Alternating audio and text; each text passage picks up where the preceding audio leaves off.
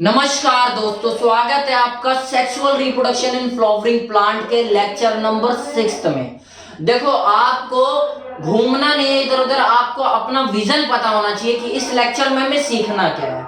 क्या सीखना है आपको जानना है कि फ्लावरिंग प्लांट, वो प्लांट जो फ्लावर रखते हैं, उनके अंदर सेक्सुअल रिप्रोडक्शन कैसे परफॉर्म होता है। सेक्सुअल रिप्रोडक्शन का मतलब क्या था? जब मेल और फीमेल गैमेट का फ्यूजन होगा, फर्टिलाइजेशन की प्रोसेस होगी, उसी को तो सेक्सुअल रिप्रोडक्शन कहते हैं। तो मैंने आपको फीमेल गैमेट और मेल गैमेट में बता दिया था कि मेल गैमेट जो होता है वो पोलन ग्रेन में कैसे बनता है और पोलन ट्यूब से कैसे आता है।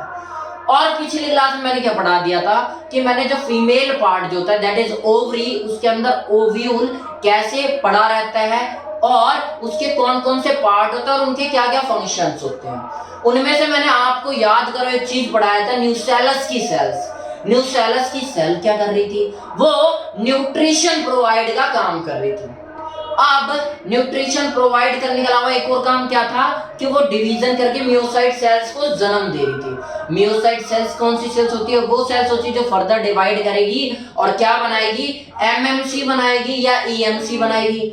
एमएमसी मतलब होता है मेगा स्पोर मदर सेल्स, या फिर ईएमसी का मतलब होता है एम्ब्रियो सैक मदर सेल। दोनों सेम सेल्स होती है और यही आगे डिवाइड करके क्या बनाएगी? मैंने आपको बताया था ये जाएगी पहले मियोसिस 1 में और मियोसिस 2 में, और क्या बना देगी? हमारा मेगा स्पोर बना देगी। मियोसिस 1 में जाएगी जब एक सेल तो 2 हिस्सों में डिवाइड हो जाएगा, मियोसिस 2 में जाकर 4 में डिवाइड हो जाएगी।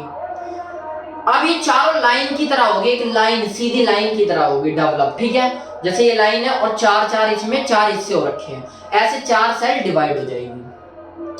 तो एक बात बताओ, फीमेल गैमेट में जो बाहरी फैक्टर है उसका तो खतरा है ही नहीं, मतलब आने वाला जो पोलन ट्यूब से मेल गैमेट आएगा वो तो फिलहाल एक ही होगा, तो उसे एक ही फीमेल गैमेट से फ्यूजन करना है, ठीक है। लेकिन यहाँ पे 4 मेगा स्पोर्स प्रेजेंट है, तो क्या चारों की जरूरत है? नहीं जरूरत है। तो प्लांट या नेचर जो हमारी प्रकृति है उसने क्या डिसाइड किया कि चारों में जो चारों का न्यूट्रिशन मिल रहा है इनको कट कर देंगे, अबॉर्शन कर देंगे, अबॉर्ट कर देंगे, इन चारों को नहीं, एक को छोड़ के चारों को, क्योंकि एक की तो जरूरत है। चारों में से एक को छोड़ के तीनों को क्या कर देंगे? डीजनरेट कर देंगे, खत्म कर देंगे। ताकि क्यों खत्म कर देंगे? क्यों पड़े नहीं रहने देते? क्योंकि अगर पड़े रहेंगे तो जिंदा रहेंगे तो क्या उन्हें न्यूट्रिशन की जरूरत होगी, और वही अगर खत्म हो जाएंगे तो उनका न्यूट्रिशन किसे मिल जाएगा? मेगा स्पोर, जो फंक्शनल मेगा स्पोर है, जो मेन मेगा स्पोर है उसे मिल जाएगा, और अच्छी उनके वो और अच्छे से डेवलप हो पाएगी। इसलिए क्या होता है, ये जो लीनियर 4 मेगा स्पोर बन रहे थे जिन्हें हम क्या कहते हैं? लीनियर टेट्राड कहते हैं या गाइनो टेट्राड बोल देते हैं। कई लोग इसी को मेगा स्पोर टेट्राड, कई एक्सेल टेट्राड बोल देते हैं। इनमें से ये जो 3 सेल्स है इसे डिजनरेट कर दिया जाएगा और एक ही सेल को पूरा न्यूट्रिशन मिलेगा, ठीक है। अब ये फर्दर एक ही है, पहले ये मेगा स्पोर क्या होगा? अब ग्रो करेगा, ठीक है। तो याद क्या आपको रखना है कि पहले ये क्या करेगा? ग्रो कर लेगा, अपने साइज को बड़ा कर लेगा। तो यहाँ पे अनइक्वल डिवीजन होता है। क्या होता है? न्यूट्रिशन 3 से छीन कर सिर्फ एक को दे दिया जाता है। क्या इक्वल न्यूट्रिशनल डिवीजन हो रहा है? नहीं। जब न्यूट्रिशन इक्वल नहीं मिलेगा तो क्या आपको लगता है जब डॉटर सेल्स बन के आएंगी उनके अंदर जो साइज का फर्क होगा या नहीं होगा? फर्क तो होगा। जब न्यूट्रिशन एक को ज्यादा मिल रहा है तो एक अच्छे से फुल जाएगी, ग्रो कर जाएगी, और 3 को नहीं मिला तो वो डिजनरेट हो जाएगी, खत्म कर देगा। मतलब ये नहीं कि कोई कच्ची आएगा और मार देगा उससे, या फावड़ा चला देगा, मर जाएंगी थी। क्या करेगा? तीनों को खाना ही नहीं मिलेगा, न्यूट्रिशन नहीं मिलेगा, तो अपने आप डिजनरेट हो जाएगी और एक को अच्छे से मिलेगा। तो यहाँ पे मियोसिस 1 और मियोसिस 2 कैसा डिवीजन होगा? अनइक्वल डिवीजन होगा, क्योंकि यहाँ पे इक्वालिटी परफॉर्म नहीं हो रही। यहाँ पे सिर्फ एक डॉटर सेल्स को सारा न्यूट्रिशन मिल रहा है और 3 को नहीं मिल रहा। जबकि जब हम माइक्रोस्पोरोजेनेसिस पढ़ रहे थे तो वहां पे हमने देखा था कि पोलन टेट्राड बन रहा है और सबको कैसा मिल रहा है? इक्वल न्यूट्रिशन मिल रहा है। इक्वल जो मेगा स्पोर यानी जो माइक्रो स्पोर बन के आ रहे थे, पोलन ग्रेन बन के आ रहे थे, उनका साइज इक्वल था, बराबर था। तो वहां पे मियोसिस 1 मियोसिस 2 कैसे डिवीजन थे? वो इक्वल डिवीजन थे। यहां कैसे होंगे? अनइक्वल डिवीजन होंगे। देखो लिखा भी है मैंने, कैसे होंगे यहाँ पे, अनइक्वल डिवीजन होंगे, ठीक है। उसके बाद अब कहां लिख रखा है, देखो सारी चीज मैंने आपको बता दिया कि यहाँ पे क्या बनेगा, एक ही जिंदा रहेगा, बाकी जिंदा नहीं रहेंगे, लीनियर अरेंजमेंट रहेगी। लीनियर अरेंजमेंट इसीलिए हमने इसे लीनियर टेट्राड कह दिया था, ओव्यूल के अंदर बन रहा था, ठीक है। आप भूल ना जाओ इसलिए मैंने ओव्यूल का भी स्ट्रक्चर बना के दिखा दिया। उसके बाद मैंने क्या बताया, एंड में सिर्फ एक बनेगा और 3 क्या हो जाएंगे, डीजनरेट हो जाएंगे, क्योंकि लैक ऑफ न्यूट्रिशन। न्यूट्रिशन इतना फालतू नहीं होता कि चारों को पढ़कर आया जाए और चारों में एक का ही काम है। जब एक का काम है तो एक को ही खिलाया पिलाया जाएगा, ठीक है। तो whole nutrition is transfer to only 1 megaspore, सिर्फ 1 मेगा स्पोर को सारा न्यूट्रिशन ट्रांसफर कर जाएगा, बाय विच, जिससे कि क्या बन के आएंगे, आगे ये डबल होके एम्ब्रियो सैक बनाएंगे। और एम्ब्रियो सैक कैसा होगा, 7 सेल्ड 8 न्यूक्लिएट कंडीशन में, यानी उसके अंदर 7 सेल्स प्रेजेंट होंगी एम्ब्रियो सैक के अंदर और 8 न्यूक्लियस प्रेजेंट होंगे, ठीक है। आई होप आपको समझ में आ रहा होगा। ये जितनी प्रोसेस होगी वहां पे किसकी जरूरत पड़ेगी, न्यूसेलस प्रोवाइड करेगा सारा nutrition. Nutrition is provided by the cells of nucellus, nucellus की सेल्स ही न्यूट्रिशन प्रोवाइड करेगी। आगे भी न्यूट्रिशन प्रोवाइड करना है, इसलिए न्यूट्रिशन को बचा के अच्छी जगह पे ही खर्च किया जाता है, ठीक है। अब होगा कैसे, मैंने क्या बताया कि मियोसाइट सेल क्या बनाएगी, एमएमसी या ईएमसी बनाएगी। वो फर्दर डिवाइड करके क्या बनाएंगे, मेगा स्पोर। मेगा स्पोर 4 बनेंगे, जैसे हमने लीनियर टेट्राड बोल दिया। अभी चारों में 3 डीजनरेट हो जाएंगे, बाकी एक बचेगा जो कि आगे क्या कर जाएगा, ग्रो कर जाएगा। ग्रो कैसे करेगा, न्यूसेलस की सेल्स है ना, न्यूट्रिशन प्रोवाइड करेगी, इसलिए ग्रो कर जाएगा। अब ग्रो करने के बाद क्या होगा, एक चीज और जान लो, मैंने आपको बताया था ना, अनइक्वल या सिमेट्रिकल, अनसिमेट्रिकल या एसिमेट्रिकल डिवीजन, देखो लिख रखा है मैंने, ठीक है। अच्छा, मैंने बोला ग्रो कर जाएगा।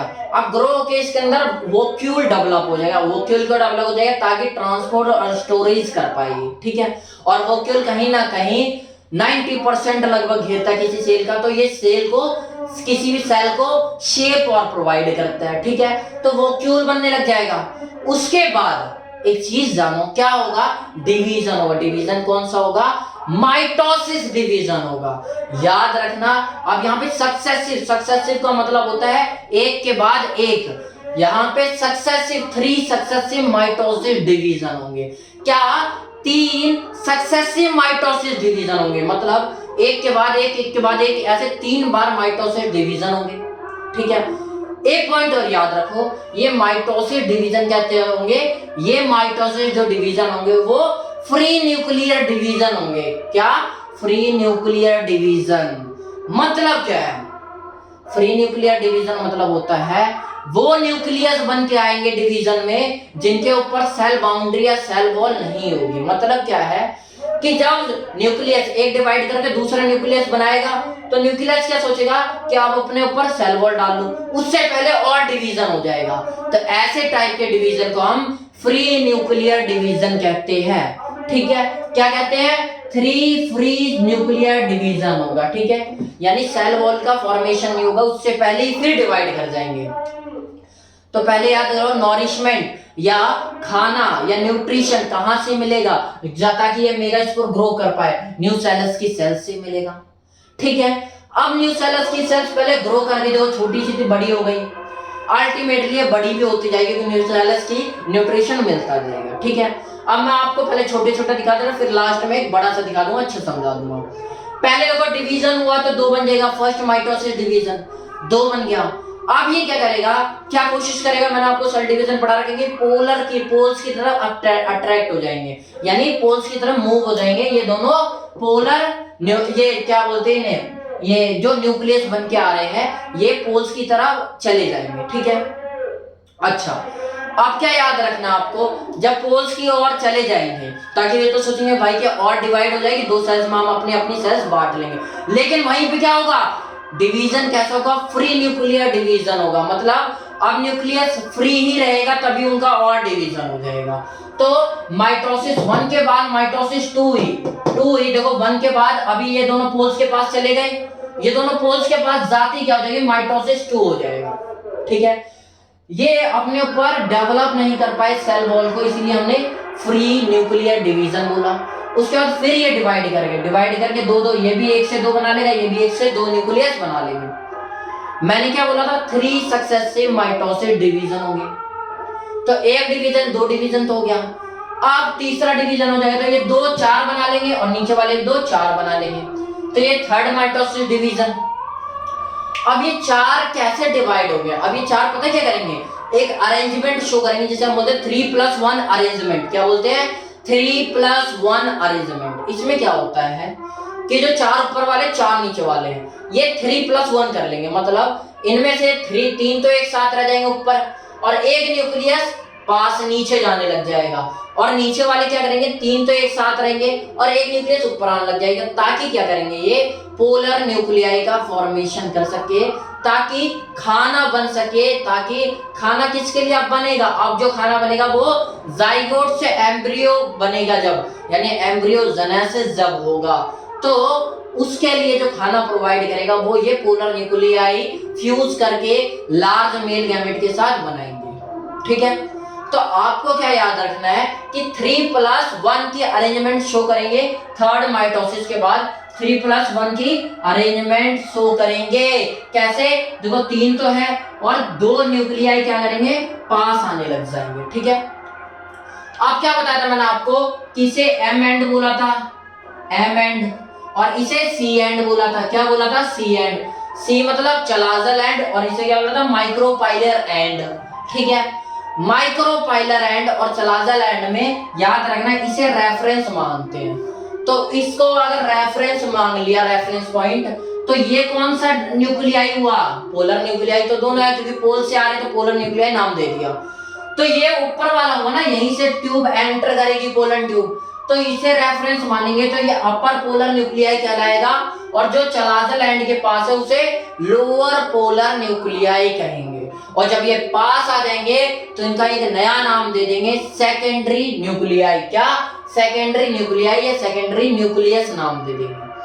पास तो आ जाएंगे लेकिन फ्यूज नहीं होंगे। ठीक है, याद रखना आपको, अभी फ्यूज नहीं होंगे। ठीक है, कब फ्यूज होंगे, जब उन्हें एंडोस्पर्म का फॉर्मेशन करना होगा। ठीक है, अब इस स्टेज, ये कैसी स्टेज है, 8 सेल स्टेज है। देख लो, 1 2 3 4 5 6 7 8 न्यूक्लियस की स्टेज है, लेकिन 2 न्यूक्लियस कैसे है, डेवलप नहीं हुए, इनके ऊपर सेल वॉल नहीं चढ़ी अभी। तो सेल कितनी है यहाँ पे, न्यूक्लियस तो आपको दिख गए 8, लेकिन सेल कितनी है, आप बोलोगे सेल तो हमें 6 दिख रही है। कौन कौन सी, 1 2 3 4 5 6 सेल दिख रही है।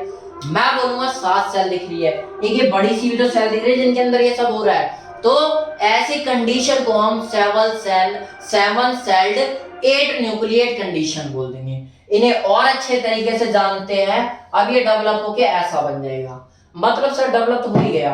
देखो ये दूर दूर है अभी न्यूक्लियाई, अब ये पास आएंगे तब इन्हें पोलर न्यूक्लियाई कहते हैं। जिनको शुरुआत में जब आ रहे थे इन्होंने पोलर न्यूक्लियाई का नाम दिया कि पोल से आ रहे हैं तो पोलर न्यूक्लियाई, जब आ जाएंगे, जब दोनों मिल जाएंगे तो उनका नाम दे देंगे सेकेंडरी न्यूक्लियस या सेकेंडरी न्यूक्लियाई। जब 2 होते हैं तो उन्हें न्यूक्लियस बोल देंगे। ठीक है, यानी ज्यादा प्लूरल फॉर्म। आगे बढ़ के हम सीखते हैं, क्या सीखते हैं कि देखो 3+1 अरेंजमेंट में 3 ऊपर रह गई थी, 3 ऊपर रह गई थी, तो उन 3 सेल को हमने क्या कहा था, एंटीपोडल सेल। क्या कहते हैं हम उन्हें, एंटीपोडल सेल। सर इनके फंक्शन क्या होते हैं, तो ये एक कंट्रोवर्शियल टॉपिक है। कई लोग बोलते हैं कि इसका न्यूट्रिशनल वैल्यू है, इसकी न्यूट्रिशन प्रोवाइड करता है, लेकिन आज तक अच्छे से वेल नोन फंक्शन नहीं पता, तो इसका क्या बोलेंगे हम, अननोन फंक्शन है। एंटीपोडल सेल कैसी होगी, अननोन फंक्शन। कितनी एंटीपोडल सेल होती है, 3 होगी। 3+1 का अरेंजमेंट होगा ना, 1 तो नीचे चला जाएगा ताकि वो सेकेंडरी न्यूक्लियस बना पाए, 3 बचे 3 क्या करेंगे, एंटीपोडल सेल बना देंगे, जिनका हमें फंक्शन ही नहीं पता। उसके अलावा नीचे भी 4 सेल थे, वो भी क्या शो करेंगे, 3+1 की अरेंजमेंट शो करेंगे, और वो भी क्या करेंगे, एक तो भेज देंगे पोलर न्यूक्लियाई, बचेंगे 3 में एक तो एग सेल में डेवलप हो जाएगा जिसे हमने फीमेल गैमेट बोला, और 2 बच गए जिन्हें हम सिनर्जिड सेल बोलेंगे। सिनर्जिड सेल याद रखना अपने आप में कैसी होती है, फिंगर लाइक प्रोजेक्शन रखती है। कैसी, देखो फिंगर लाइक प्रोजेक्शन रख रखी है फिंगर लाइक पोजीशन। ठीक है, याद क्या रखने वाली बात है कि सिनर्जिड सेल या एग सेल कहां प्रेजेंट होती है, एम एंड पे, एम एंड का मतलब माइक्रोपाइलर एंड पे, और एंटीपोडल सेल हमेशा कहां प्रेजेंट होगी, सी एंड पे, मतलब चलाजल एंड पे, सी फॉर चलाजल एंड, ठीक है। अच्छा, अब सर हम फंक्शन जानते हैं, एंटीपोडल सेल के फंक्शन हमें पता नहीं, चलिए ठीक है। उसके अलावा पोलर न्यूक्लियाई के फंक्शन क्या होते हैं, पोलर न्यूक्लियाई के फंक्शन जो आ के पास जब मिलेंगे तो उसे हम सेकेंडरी न्यूक्लियस बोल देते हैं। सेकेंडरी न्यूक्लियस फ्यूज नहीं हुए, इनकी फिलॉइडी क्या है, 2n है। 2n हम कैसे बोलेंगे, n प्लस n, हम अलग अलग करके दिखाएंगे क्योंकि ये अभी फ्यूज नहीं हुए, फ्यूज होते तो 2n बोल देते हम इनकी फिलॉइडी n प्लस n बोलेंगे, ठीक है। अच्छा, आगे बढ़ते हैं, हमें सेकेंडरी न्यूक्लियस का भी फंक्शन समझ में आ गया कि आगे चल के क्या एंडोस्पर्म का फॉर्मेशन करेंगे जो कि जाइगोट को न्यूट्रिशन प्रोवाइड करेगा। अब एग सेल, पोलन ट्यूब आएगी, पोलन ट्यूब कैसे अंदर आए, उसके लिए कोई गाइडर होना चाहिए। तो प्लेसेंटा के पास एक उभार प्रेजेंट था, एक आउटग्रोथ प्रेजेंट थी जो कि light indicator, light type indicator था, जिसे हम क्या कह रहे थे, ऑब्टूरेटर कह रहे थे। वो क्या करेगा, चलाजल एंड की जगह क्या करेगा, कोशिश करेगा कि भाई माइक्रोपाइलर एंड से एंट्री हो जाए, तो इसकी एंट्री को ऑब्टूपेरेट प्रोवाइड करेगा कि हाँ भाई पोलन ट्यूब माइक्रोपाइलर एंड से एंट्री कर जाए।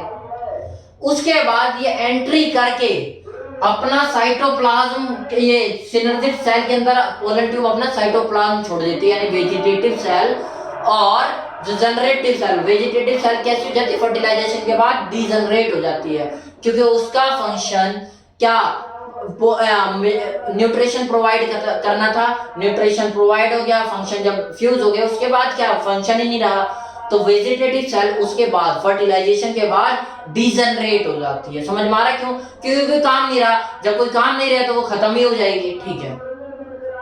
अब माइक्रोपाइलर से ऐड करवाने का काम तो ऑप्टोटेरस का था। अब उसे कैसे पता कि मेरे को अपना जो मेल गैमेट था, दो टाइप के मेल गैमेट लाएगी, एक तो लार्ज मेल गैमेट, एक small male gamete. Large male gamete को मेरे को इसके पास भेजना है, सेकेंडरी न्यूक्लियस के पास, और स्मॉल मेल गैमेट को फ्यूज करवाना है एग सेल के साथ। ये कौन गाइडेंस प्रोवाइड करेगा, ये प्रोवाइड करेगा फिलीफॉर्म एपरेटस। ये जो नीचे फिंगर लाइक प्रोजेक्शन दिख रही है, सर फिंगर लाइक प्रोजेक्शन तो एब्जॉर्प्शन का काम करती है, सही बात कह रहे हो, यानी सिनर्जिड सेल हम कह सकते हैं। हम कहने को क्या कह देते हैं, फिलीफॉर्म ये एपरेटस जो है, यहाँ से कुछ केमिकल्स निकलेंगे, वो केमिकल रास्ता दिखाएंगे, नहीं पोलन ट्यूब को आपको यहाँ लाना है, और सिनर्जिड सेल के साइटोप्लाज्म के अंदर ये अपना सारा कंटेंट डाल देगी पोलन ट्यूब, ठीक है। अच्छा, इसके अलावा फिलीफॉर्म अपेंडेज, जैसा आपको समझ में आ रहा है, फिलीफॉर्म एपरेटस का काम है फिंगर लाइक प्रोजेक्शन, मतलब सरफेस एरिया को बढ़ा रही होगी। याद रखना बायोलॉजी में जहां भी फिंगर लाइक प्रोजेक्शन आ जाए, जैसे फिलीफॉर्म अपेंडेज या फिर फिलीफॉर्म एपरेटस आया, तो इनका काम होता है सरफेस एरिया बढ़ाना। तो ये सरफेस एरिया बढ़ाएगी क्यों, ताकि न्यूसेलस से ज्यादा न्यूट्रिशन खींच पाए, किसके लिए, जाइगोट के लिए। क्या, absorb nutrition to from nucellus, nucellus की सेल से न्यूट्रिशन खींच पाए फॉर एम्ब्रियोसाइट, यानी फीमेल गैमेटोफाइट जो बन रहा है। फीमेल गैमेटोफाइट की अगर बोल दे पहली सेल कौन सी होती है, तो उसे मेगास्पोर बोलते हैं, फंक्शनल मेगास्पोर, ठीक है। First cell of female gametophyte या एम्ब्रियोसैक की, एम्ब्रियोसैक तो अपन है, पहली सेल कौन सी थी, फंक्शनल मेगास्पोर। तो मैं आपको क्या बता रहा था कि फिलीफॉर्म एपरेटस क्या करेगी, एब्जॉर्प्शन का काम करेगी, न्यूसेलस सेल से न्यूट्रिशन खींचेगी एम्ब्रियोसैक के लिए। एम्ब्रियोसैक के अंदर डिवीजन होना है, इतना कुछ होना है, तो ये कार्य के लिए, यानी वर्क हो रहा है, वर्क के लिए एनर्जी चाहिए, एनर्जी के लिए न्यूट्रिशन चाहिए, तो न्यूट्रिशन कौन लेगा, न्यूसेलस से लेगा ये फिलीफॉर्म अपेंडेजेस। इसके अलावा एक क्वेश्चन और जानो सर, जब मान लो कभी चलाजल एंड से ऐसे एंटर होती है पोलन ट्यूब, कभी ऐसे एंटर होती है, कभी कैसे इंटरमेंट से एंटर हो जाती है, तो क्या इनके जो पोलन, जो मेल गैमेट बन के अंदर आ चुके हैं, क्या ये वापस नहीं चले जाते, पीछे नहीं जाएंगे, क्यों, क्योंकि पोलन ट्यूब ऐसी बनी होती है, जिसे हम कैप ब्लॉक कहते हैं। पोलन ट्यूब ऐसी बनी होती है जिसके अंदर कोई चीज तो गिर गया, लेकिन ऊपर जाएगा तो ये बंद हो जाएगी, इन्हीं को हम क्या बोलते हैं, कैप ब्लॉक बोलते हैं। कैप ब्लॉक समझ में आया होगा आपको, आयो, ठीक है। उसके बाद आगे बढ़ते हैं हम, फर्टिलाइजेशन के जो फिलीफॉर्म का आपको समझ में आ गया। फाइनली क्या करेगा, ये पोलन ट्यूब से मेल गैमेट आ रहा है, तो मेल गैमेट क्या करेगा भाई, अपना जो लार्ज मेल गैमेट है उससे इसे फ्यूज करवा देगा सेकेंडरी न्यूक्लियस से, और जो स्मॉल मेल गैमेट है उससे एग सेल से फ्यूज करवा देगा। ठीक है, अब एक बात जानो, फ्यूज करवाने के बाद इसी को हम क्या बोलते हैं, दो दो बार फर्टिलाइजेशन होता है, यहाँ भी फ्यूजन हो रहा है वहां भी फ्यूजन हो रहा है, तो इसी को हम दो बार फ्यूजन हो रहा है, इसे हम इसीलिए यानी दो बार फर्टिलाइजेशन हो रहा है। फर्टिलाइजेशन मतलब ये होता है फ्यूजन होना, तो उस फर्टिलाइजेशन दो बार हो रहा है, इसीलिए हम एक नाम दे देते हैं एंजियोस्पर्म में कि एंजियोस्पर्म में क्या होता है, डबल फर्टिलाइजेशन होता है। ठीक है, अब याद रखना इस टाइप की कंडीशंस जिन भी एंजियोस्पर्म मिलेगी उसे हम क्या बोलेंगे, a typical monosporic polygonum type of embryo sac formation. ऐसा एम्ब्रियोसैक को हम क्या बोलते हैं, पॉलीगोनम एम्ब्रियोसैक। ठीक है, पॉलीगोनम एम्ब्रियोसैक। अब आपने नाम सुना होगा यहाँ पे मोनोस्पोरिक। मोनोस्पोरिक का मतलब क्या होता है, तो मैंने आपको लिखा है, देखो मोनोस्पोरिक, मोनो का मतलब है एक, स्पोर का मतलब है एक स्पोर। जब एक स्पोर से एम्ब्रियो सैक का फॉर्मेशन हो जाए, यहाँ एक ही तो स्पोर बना था जिसे हमने फंक्शनल मेगा स्पोर कहा था, एक ही तो था, पहले वो ग्रो किया फिर आगे बना, तो एक मेगा स्पोर से माइक्रो एम्ब्रियो सैक का फॉर्मेशन हो जाए तो उन्हें मेगा मोनोस्पोरिक कहेंगे।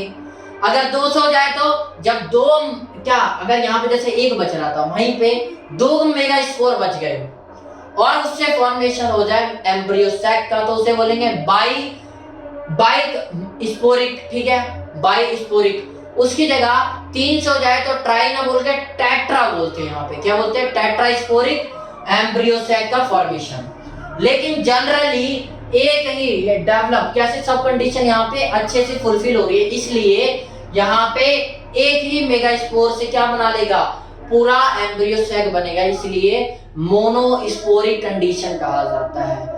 इस एम्ब्रियो जब पूछ लिया जाए कि एंजियोस्पर्म में मोस्टली कौन सा फॉर्मेशन अकर करता है एम्ब्रियो सैक के अंदर, तो आप क्या बोलोगे, मोनोस्पोरिक, यानी एक स्पोर से पूरे एम्ब्रियो सैक का फॉर्मेशन हो जाता है।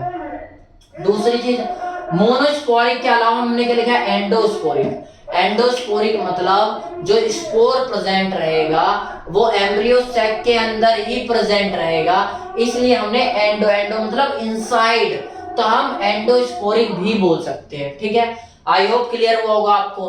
दो जरूरी नहीं, मोनो की जगह दो स्पोर भी हो सकते हैं तो बाई स्पोरिक बोल देंगे, तीन होंगे तो टेट्रा स्पोरिक बोल देंगे। ठीक है, बहुत सारे होंगे, बहुत सारे होते नहीं तो पॉलीस्पोरिक बोल देते हैं। ठीक है, आगे बात जानते हैं हम क्या है। आई होप आपको मोनोस्पोरिक सब कुछ समझ में आया होगा। तो दो बार फ्यूजन हो रहा है, एक बार तो सेकेंडरी न्यूक्लियस से फ्यूज हो जाएगा, जो बड़ा वाला मेल गैमेट आया, छोटा वाला है एग सेल से आ जाएगा। ठीक है, जो दो बार फर्टिलाइजेशन होने से, इसलिए इसे हमने डबल फर्टिलाइजेशन कह दिया। अब याद क्या रखना है, ये जो कंडीशन एम्ब्रियो सैक की बनी है, इसे मैंने क्या बोला था आपको, 7 सेल 8 न्यूक्लिएटेड कंडीशन। क्यों बोला था, आप गिन लो 7 सेल। देखो सेल देखो आप कितने यहाँ पर, 1 cell 2 cell 3 cell 4 cell 5 cell 6 cell, सातवां कहाँ, सातवां ये बड़ा सा नहीं दिख रहा। ठीक है, तो इसलिए ये जो बड़ा सा सेल दिख रहा है हम इसे सेंट्रल सेल बोलते हैं। तो 7 सेल हो गए ना, 1 cell 2 cell 3 cell 4 cell 5 cell 6 cell और ये सातवां सेल, तो 7 सेल कंडीशन और 8 न्यूक्लियाई। अब न्यूक्लियस ढूंढ लो, 1 2 3 4 5 6 7 8। आप बोलोगे सर 9 हो सकते हैं, 9 कहां से होंगे, सेंट्रल सेल के पास तो कोई न्यूक्लियस है ही नहीं। जब न्यूक्लियस है ही नहीं तो इसके पास कोई न्यूक्लियस नहीं है, तो इसके पास कितने न्यूक्लियस हो गए, 1 2 3 4 5 6 7 8, तो 8 न्यूक्लियस और 7 सेल हैं। अब बोलोगे सर सेल तो 1 2 3 4 5 6 7 8 9, ये सेल कहाँ है, ये तो न्यूक्लियस है, क्योंकि इसके पास तो सेल वॉल है नहीं, तो इसे सेल नहीं कह सकते। तो यहाँ पे 7 सेल है, 8 न्यूक्लियस है, इसलिए जो पॉलीगोनम एम्ब्रियो सैक होता है, पूछ लिया जाता है पॉलीगोनम एम्ब्रियो सैक के अंदर कितने नंबर ऑफ सेल प्रेजेंट होते हैं या फिर कितने नंबर ऑफ न्यूक्लियस प्रेजेंट होते हैं, तो आपको याद रखना है 7 सेल प्रेजेंट होते हैं और 8 न्यूक्लियस प्रेजेंट होते हैं। कैसे होते हैं मैंने आपको गिना दिया। पोलन ट्यूब से फर्टिलाइजेशन होगा, एग सेल से हो जाएगा स्मॉल वाले का, और बड़े वाले जो लार्ज मेल गैमेट होगा उससे सेकेंडरी न्यूक्लियस का फ्यूजन हो जाएगा। तो दो बार फ्यूजन हो रहा है इसलिए डबल फर्टिलाइजेशन बोल दिया। ठीक है, इसे किस किस ने डिस्कस किया था इसके बारे में गौर कर लेते हैं। डबल फर्टिलाइजेशन अकर्स इन एम्ब्रियोस्पर्म, याद रखना डबल फर्टिलाइजेशन एम्ब्रियोस्पर्म में पाई जाती है, जिम्नोस्पर्म में नहीं पाई जाती। ठीक है, तो डबल फर्टिलाइजेशन में क्या होगा, पहले female gamete of embryo sac का जो फीमेल गैमेट होगा, फीमेल गैमेट मतलब एग सेल, ठीक है, एग सेल होगा, फ्यूजेस विद स्मॉल गैमेट, जो मेल स्मॉल गैमेट आया है उससे ये फ्यूज कर जाएगा और क्या कर लेगा, फर्टिलाइजेशन कर लेगा, जिसे हमने सिंगैमी बोला था। अब ये भी एन था, देखो ये भी एन है, वो भी एन है, दोनों की प्लॉइडी एन है, तो टोटल मिला के जाइगोट कैसा हो जाएगा, 2n बन जाएगा। ठीक है, डिस्कवर किसने किया था, स्ट्रासबर्गर ने इसको डिस्कवर किया था। प्लॉइडी क्या है, 2n है, n + n मिल गया तो ठीक है। उसके अलावा ये जो सेकेंडरी न्यूक्लियस बच गया, उससे जो लार्ज मेल गैमेट आ रहा था उसकी फ्यूजन हो जाएगा, इससे फ्यूजन होगा तो वही चीज लिखा है पोलर न्यूक्लियाई। पोलर न्यूक्लियाई, ये पहले क्या था, polar nuclei, already polar nuclei बोला था, यानी शुरुआत में से पोलर न्यूक्लियाई पोल से आ रहे तो हमने इसे पोलर न्यूक्लियाई का नाम दे दिया था, बाद में जब दोनों ये मिल गए तो सेकेंडरी न्यूक्लियस बोल दिया। तो पोलर न्यूक्लियाई फ्यूज हो जाएगा लार्ज मेल गैमेट के साथ, जो कि आएगा और क्या बना लेगा, PEN, क्या बना लेगा, PEN, P का N का मतलब होगा P for primary, E for endosperm, N for nucleus, मतलब क्या बना लेगा, प्राइमरी एंडोस्पर्म न्यूक्लियस बना लेगा। अब इसकी प्लॉइडी कितनी होगी, इसकी प्लॉइडी कई लोगों को कंफ्यूजन होता है सर, इसकी प्लॉइडी पेंटाप्लॉइड हो जाएगा, यानी 5n हो जाएगी। 5n कहां से होगी यार, यहाँ पे क्या हो रहा है, ये तो n + n और एक लार्ज मेल गैमेट आ रहा है तो एक n वो लेकर आएगा और ये 2n, तो 3n होगी, यानी इसकी प्लॉइडी क्या होगी, 3n होगी। क्या होगी, n + n, ये 2n तो एक साथ थे तो मैंने अंडरलाइन कर दिया और एक n ये मिल गया तो 3n बना दिए। ठीक है, अब ये क्या करेगा, ये एम्ब्रियोजेनेसिस के लिए न्यूट्रिशन प्रोवाइड करेगा, वही चीज मैंने लिख रखी, क्या लिखी है, it will provide nutrition to zygote during embryogenesis. Embryogenesis के टाइम पे जाइगोट को न्यूट्रिशन जो मिलना है वो कौन प्रोवाइड करेगा, PEN, primary endosperm nucleus provide करेगा।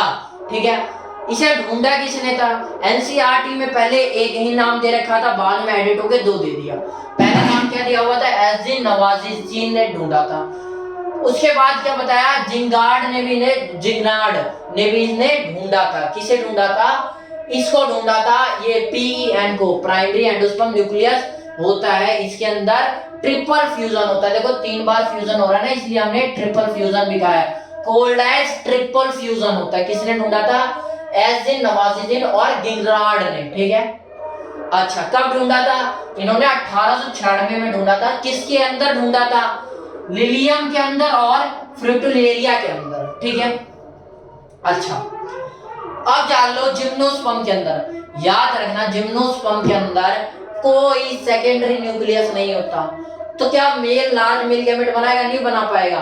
तो वहां पे एंडोस्पर्म की प्लॉइडी जो होती है वो n होती है, हैप्लॉइड होता है, और यहाँ पे क्या होता है, ट्रिप्लॉइड। जिम्नोस्पर्म के अंदर क्या होता है, हैप्लॉइड, और एंजियोस्पर्म जो यहाँ पर काम हो रहा है उसके अंदर ट्रिप्लॉइड हो रही है। ठीक है, प्लॉइडी जो है वो ट्रिप्लॉइड है।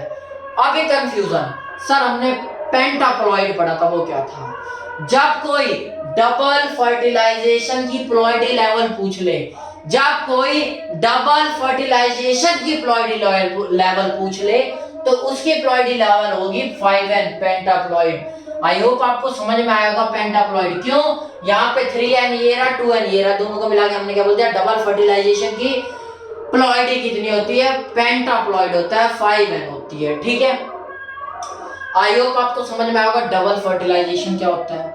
और फाइनली मैंने आपको बता दिया कि भाई डबल फर्टिलाइजेशन पहले सिंगैमी होगी, जाइगोट बन जाएगा, न्यूट्रिशन कौन प्रोवाइड करेगा, PN, primary endosperm nucleus provide करेगा, और आगे चल के एम्ब्रियोजेनेसिस हो जाएगा। कैसे होगा हम देखेंगे। अभी आप जान गए कि जाइगोट फाइनली बन गया, सेक्सुअल रिप्रोडक्शन कैसे हुआ, आई होप आपको समझ में आएगा, जो इस चैप्टर का मेन काम था। अब जाइगोट से कैसे प्लांट बन के आ रहा है इसे हम आगे की क्लास में डिस्कस करेंगे। आई होप आज की क्लास में आपको समझ में आया होगा कि फाइनली जाइगोट कैसे बना, एम्ब्रियो सैक का फॉर्मेशन कैसे हुआ। नमस्कार।